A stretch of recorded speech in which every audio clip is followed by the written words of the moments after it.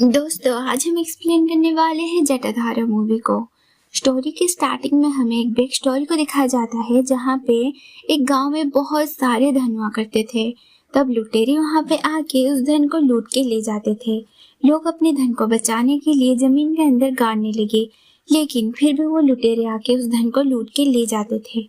तब उस धन को बचाने के लिए लोग एक टेक्निक का यूज किया जिसका नाम है तांत्रिक विद्या बंधन। मतलब लोग तांत्रिक को बुला के जमीन के अंदर धन को रख के एक बंधन लगा देते थे जहाँ पे कई तरह की बलि भी देते थे। लेकिन इसमें सबसे बहुत ही डेंजरस बंधन है जिसका नाम है पिशाच बंधन। इस बंधन में पिशाच जो भी बलि मांगती है उसे देने के बाद ही वो धन को वापस करती है। और एक गाँव में जहाँ पे ये पिशाच बंधन मौजूद होता है, उसी गांव में एक हस्बैंड और वाइफ होते हैं। रात के टाइम में औरत को प्यास लगती है, इसलिए वो पानी पीने के लिए किचन में जाती है, जहाँ पे उसके पास एक सोने का कॉइन मिलता है।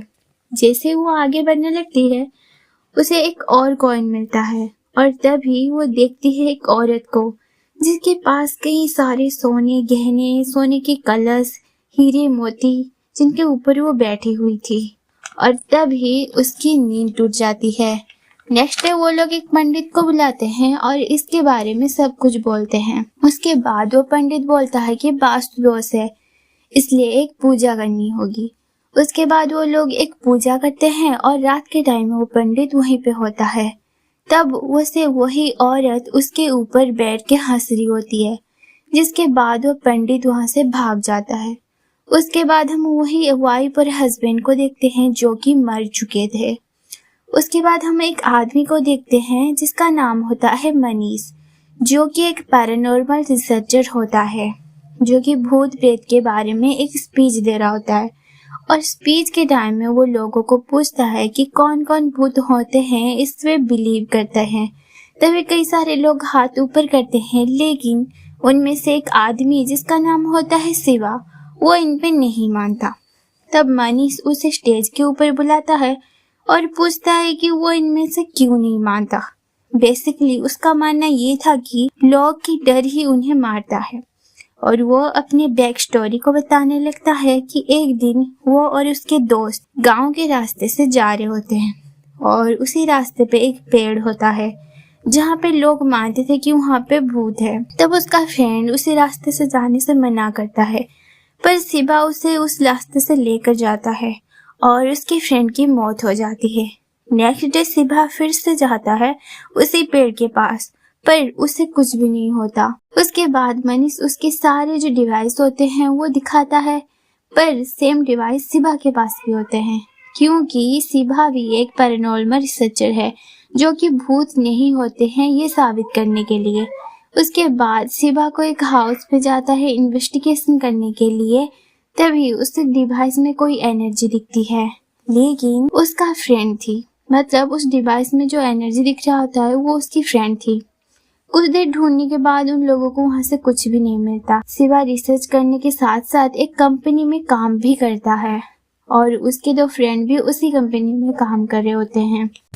और वो घर आता है और सो जाता है। तभी हम देखते हैं शिवा और उसके रूम में कि सारे सामान हवा में तैरे होते हैं और शिवा के ड्रीम में एक बच्चा होता है जिसे एक औरत मारने की कोशिश कर रही थी।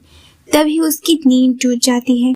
उसका फ्रेंड उसे कॉल करता है। शिवा उसके ड्रीम के बारे में बोलता है, यानी शिवा को रोज ये ड्रीम आते थे। तब उसका फ्रेंड उसे डांटता है और ये सारे इन्वेस्टिगेशन करने के लिए मना करता है।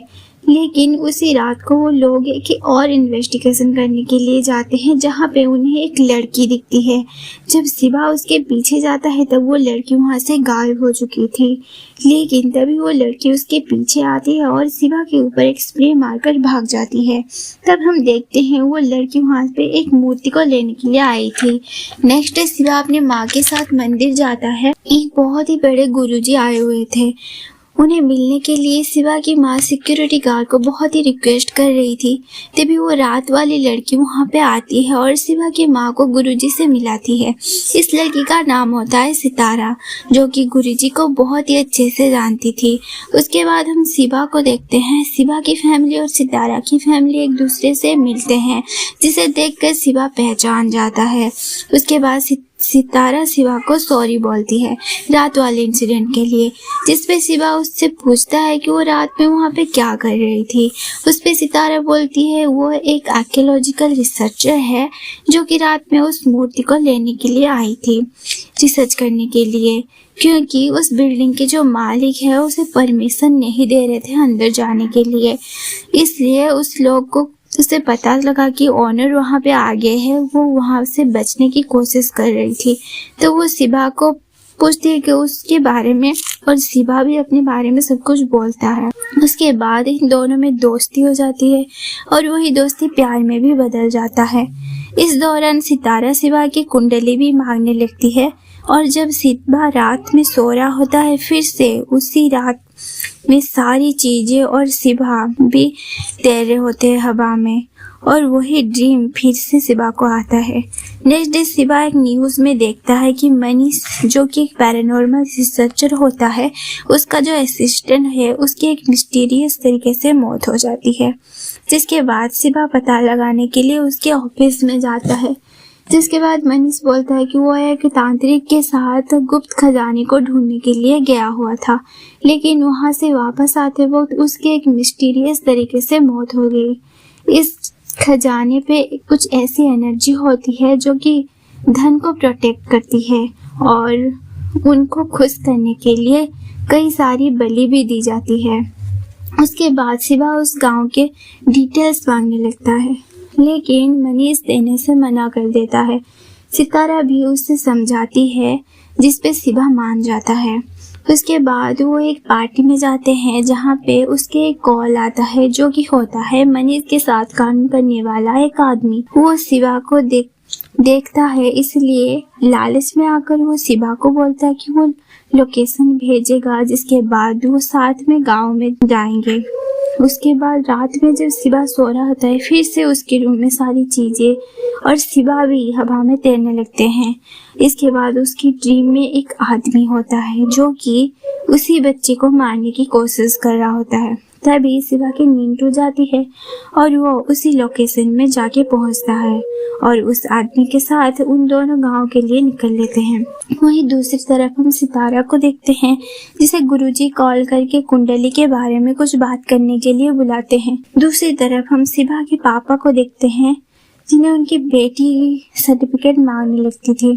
तब शिवा की माँ चाय बनाने के लिए जाती है और शिवा के पापा सर्टिफिकेट ढूंढ रहे थे। वहीं दूसरी तरफ हम शिवा उस गांव में पहुंच चुका था जहां पे तांत्रिक उस बंधन के लिए कुछ रिचुअल कर रहा था।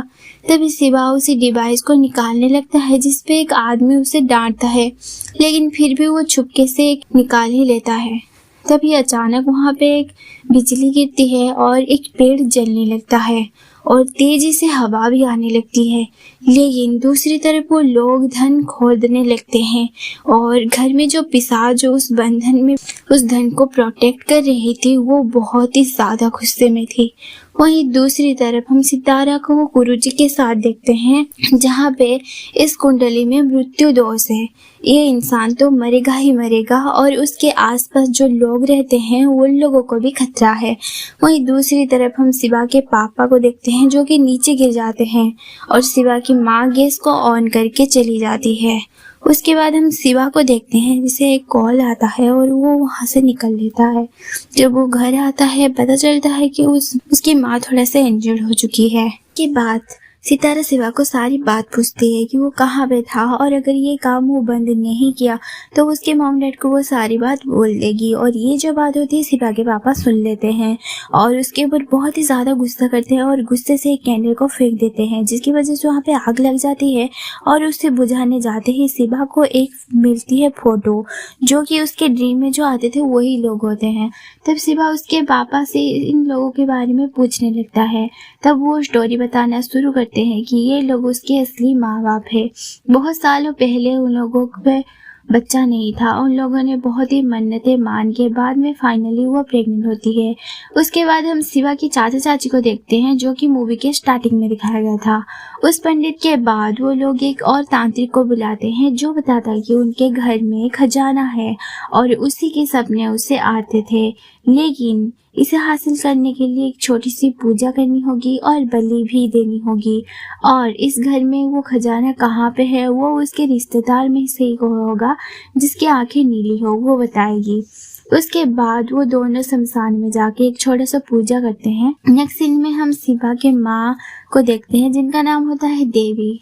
उनके घर में एक छोटा सा फंक्शन चल रहा होता है जहाँ पे सारे रिश्तेदार भी आए हुए थे, लेकिन वहाँ पे देवी स्लिप होके गिर गई थी। तो सुबह और उसके पति वहाँ पे आते हैं। देवी और उसके हस्बैंड को मैनिपुलेट करने लगते हैं कि उनके घर में जान जाने के लिए, लेकिन देवी का 8वां महीना चल रहा था इसलिए वो लोग पहले तो मना करते हैं, लेकिन उनके बच्चे के खातिर वो लोग मान जाते हैं। नेक्स्ट डे वो लोग सुबह के घर में पहुंचते हैं जहाँ पे तांत्रिक पूजा की तैयारियां कर रहा था, जो देखकर देवी का हस्बैंड पूछता है, लेकिन वो दोनों बोलते हैं कि काली माता की छोटी सी पूजा करनी है। उसके बाद देवी और सुबह भी रेडी होकर आते हैं और उस पूजा में बैठते हैं। तब वो तांत्रिक उन दोनों की आंखों में कुछ ऑयल लगाता है और देवी को पूछता है कि उसे क्या दिख रहा है, जिस पे वो पॉइंट करके बोलती है उसे बहुत सारे सोने के कॉइन, सोने के कलर्स, ये सब दिख रहे हैं। उसके बाद वो सुबह के हस्बैंड को एक मुर्गा की बलि देकर उसके ब्लड से चावल सुबह के हाथ से मिलाकर वहाँ पे रख देता है। तब सुबह देखती है कि कई सारे आत्मा वहाँ पे आकर उस चावल को खा रहे थे। तब वहाँ पे देवी को पेन होता है, हॉस्पिटल ले जाने के लिए बहुत है, लेकिन वो लोग नहीं आते।